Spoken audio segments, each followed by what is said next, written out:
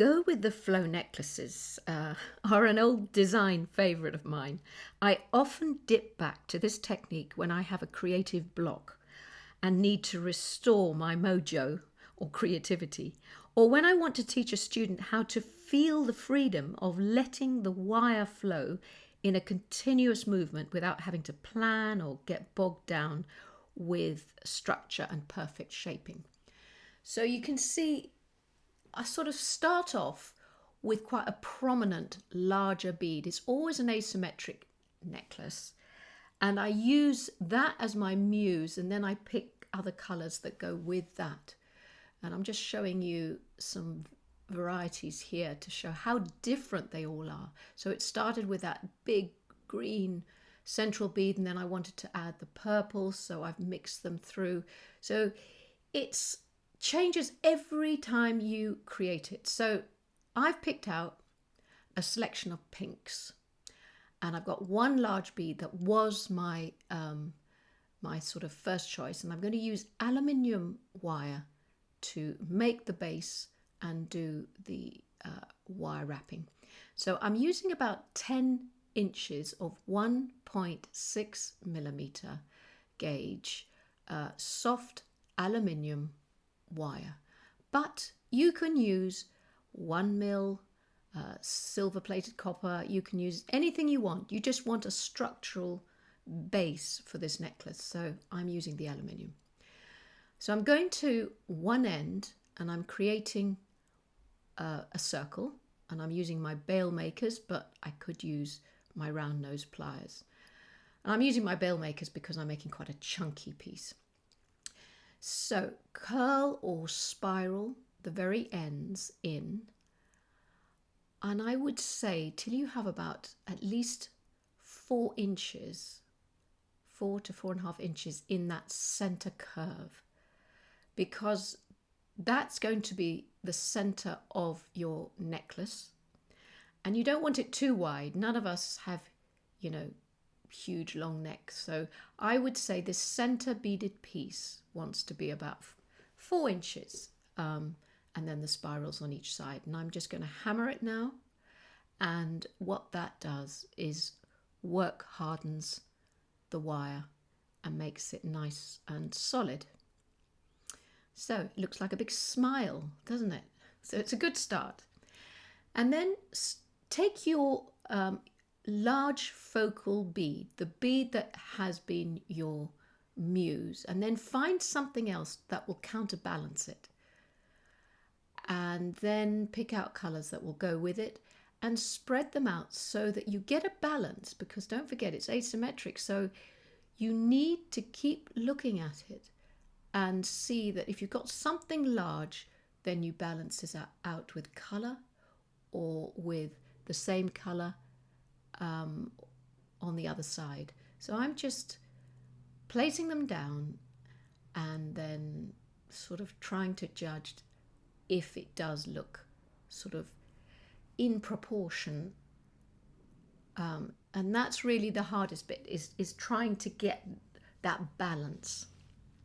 Next, once you've decided on roughly, what beads you're going to use, take some 0.4 millimeter wire. So this is binding wire.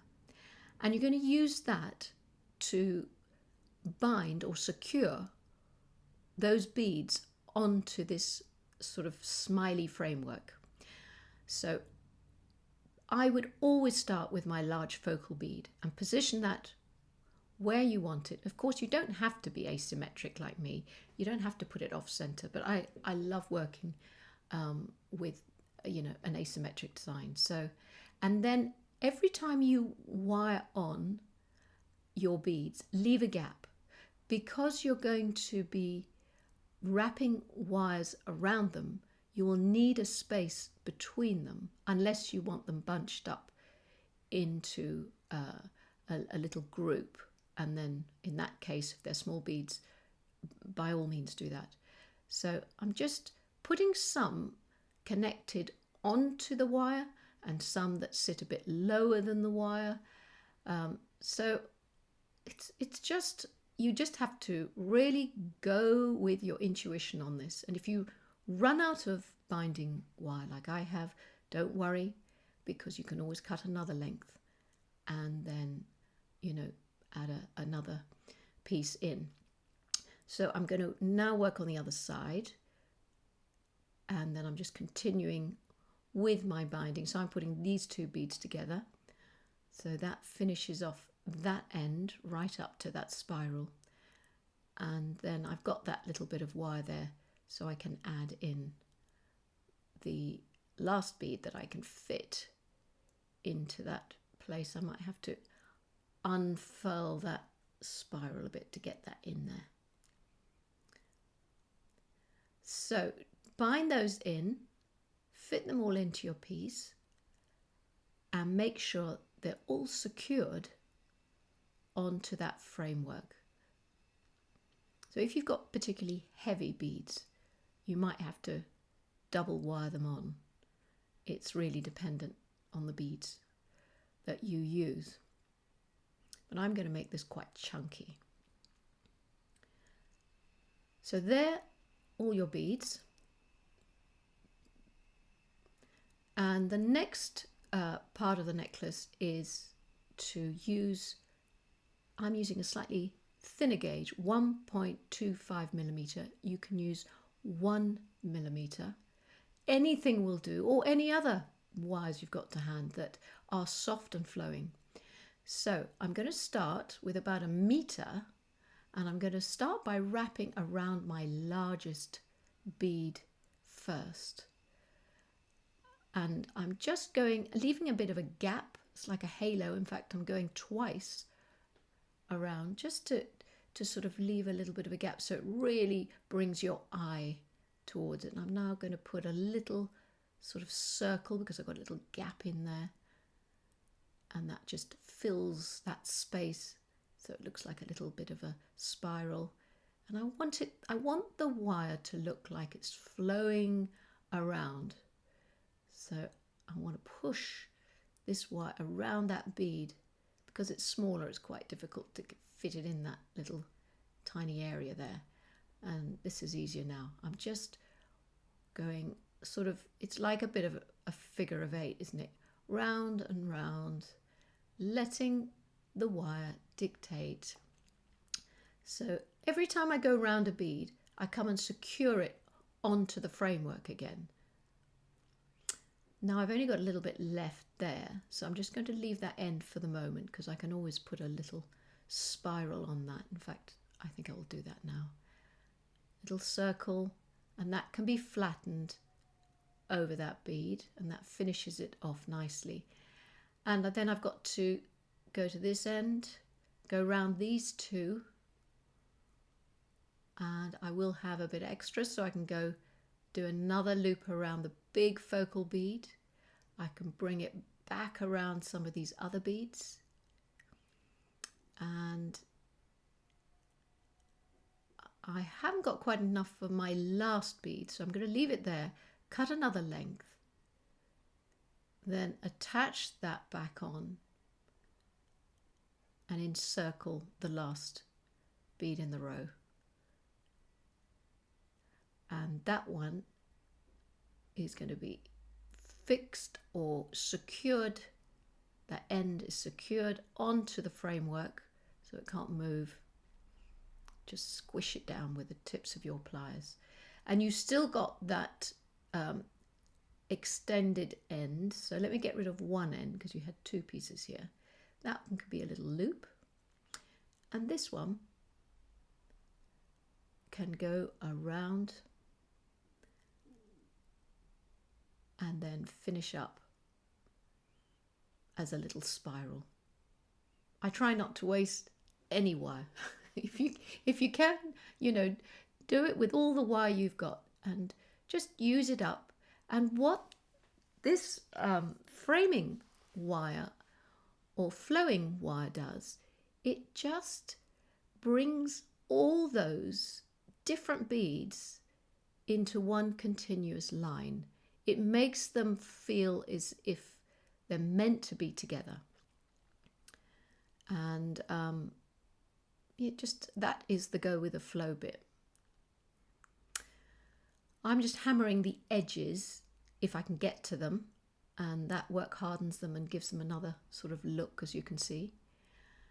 So now I've got my centerpiece of my necklace, and the next bit is to make the chain. Of course you could put it onto ribbon, you could put it onto cord, or ready-made chain, but I'm going to make big chunky figure-of-8 links. So again, because I've got my bail makers, it's very easy to do.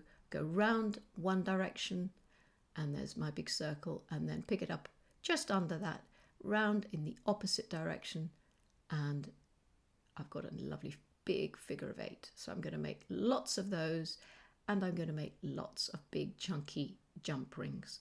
So I'm using the 1.6 millimeter, and then I'm going to hammer just the bases of those figures of 8. Then, because that creates a gap, I wiggle those bits or ends together and then just hammer the center again, and that will join them, work harden them, and make them nice and strong. I'm not going to hammer my jump rings because I would misshape them. So I'm just linking all my figures of 8 with my jump rings for each side of the necklace, and then I can link in to the side of the necklace frame, add the chain on one side with my clasp, and then on the other side just chain, so it can be linked, or the clasp can be linked into any of those gaps. And there you have it. I mean, obviously you'd make it the length that you want, and we can use one of the beads to suspend as a drop dangle right at the end, just to finish it off. So I'm just pushing the wire around the bead. This is 0.8 because this bead has a small hole. I couldn't fit the aluminium through it. And then I'm pushing the wire around the bead so that it follows the outer edge and encircles it until I come back to the top. Cut it off, leaving a little bit of the wire projecting, just enough to create a top link for suspension. If it overlaps, you can always just nibble a bit off, and then that can link onto the very last bit of the chain, and that can dangle down the back of the necklace just to bring the colour and continuity back to and flow to the piece. And there you have it. Now every necklace you create like this will be very, very different, but I hope you can see the technique and the style that I use, and I do hope you have fun creating your own unique pieces with any wire you have and any beads that you have to hand. So enjoy this, and I hope it gives you lots of creativity. Many thanks for watching.